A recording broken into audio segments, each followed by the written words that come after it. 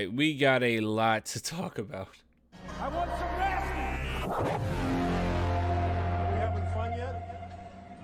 All right, so hopefully I can put together a cohesive thought, because I'll be honest with you guys, there's a lot here. There is a ton to talk about. But you know what? I garnered all the information that I possibly could, and we're going to go from point to point to point. And starting off, we're going to go ahead and talk about kind of what we briefly talked about previously, in which the San Antonio Spurs are now asking teams for 4 first-round draft picks with little to no protections and potential Dejounte Murray trade. Now, as you already know, I've said that 4 first-round picks seems like it's going to be really hard to get. Now, if they do that, that's absolutely incredible, but I don't see it happening unless it's a 3-team trade, but we'll just wait and see. But that's what you do, though. You ask high and see where you can negotiate at. So kudos to the Spurs on that, trying to get as much out of this as you possibly can.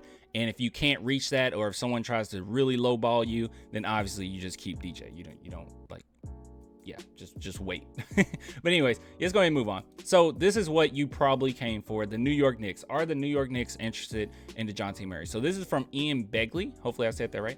And he's pretty credible. And what he said is, as far as adding another player, New York would have to draft capital to put together a package for San Antonio's Dejounte Murray. According to Bleacher Report, the Atlanta Hawks and Spurs had talks surrounding Murray. I don't know if the Knicks have touched base with San Antonio, but rival executives see Murray and Brunson as a strong fit for what it's worth. So as it stands right now, this kind of gives us a whole lot of nothing. I'll just be honest. This is a whole lot of nothing. But I will say that. Well, I will say this. The fact that he's at least hearing that executives believe that this is going to be something, or that will be a really nice, strong fit, that's one thing. But something as well to kind of keep in mind is that the New York Knicks definitely have the capital, if they want to make it happen, to get this thing to happen. I believe, and correct me if I'm wrong, but I believe, I watch a lot of Spurs. I keep with Spurs a lot. I believe the New York Knicks were interested in Dejounte Murray previously.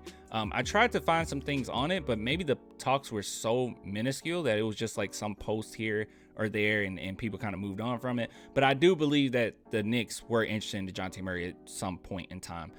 And we already know that they are after a point guard. All right, so let's go ahead and move on. So this is from Woj, and I just wanted to show this just to, show you that the Knicks are trying to do something. They're moving quite a few pieces. So as you can see here, they're trading center Noel and Burks to the Pistons. At least the Knicks are doing that.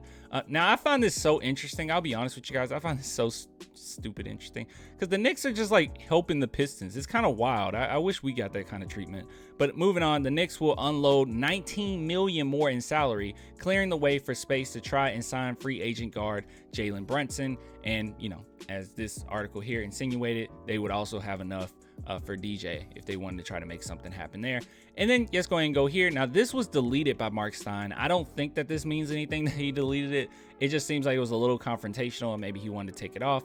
But he was obviously pretty irritated with fans. And it says, no, what the paragraph actually says, and he's just talking about another article, I believe, it's believed that the Knicks could pivot to trying to make a run at San Antonio's Dejounte Murray, or another target of Murray's caliber, using the many draft picks they've stockpiled, even if Rose secures Brunson's signature. So yeah, that's just speculation, more speculation, but moving on from there. And this is something that I did want to at least point out.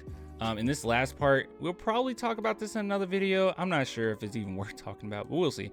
But here we go. Latest Spurs notes from Fisher. Little belief Phoenix would match an Ayton offer, but San Antonio seems headed more towards rebuild than making that offer.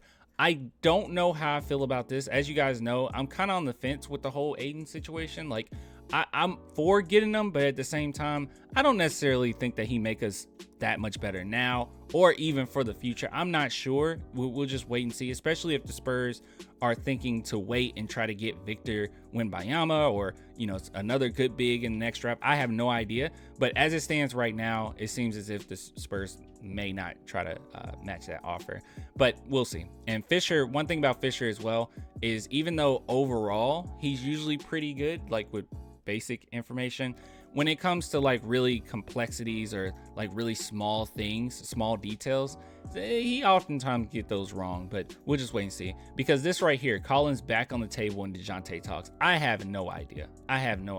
If there's a 3-team trade sure. I personally don't think Spurs grabbing Collins is a good idea, and it doesn't really seem like the Spurs want Collins either. So we'll just wait and see on that one, but we'll take some of this with a grain of salt. Just know that the talks are still there. Now, I pulled this up, and before we get into the real good stuff, okay, I pulled this up because I just found it interesting. All right, it could be nothing, but hey, just talk about it. Onyeka, he says genuine people are hard to come by nowadays, and we have no idea what he's talking about. But you know, players do cryptic posts sometimes. Maybe he's talking about Atlanta. Probably not. This sounds like more of a life thing and less of a work thing, but who knows? All right, so we're getting into the good stuff. All right, Dejounte Murray. So DJ posted this on his Instagram story in which he was in New York. Now, some people have went out of their way to say, hey, you guys are reaching. Like, what are you talking about? Who cares that he's in New York? He's just on vacation. After some of these rumors came out, he's just on vacation. You guys are tripping. He was literally just in Atlanta. And I don't know if that's true, because look, I don't mean to come. I'm not a stalker, okay? I just like doing this. I like looking into like certain information. I believe that Dejounte Murray was leaving Seattle. I could be wrong, but I believe he was leaving Seattle because he was with his dad, and I think his dad left Seattle like a couple days ago.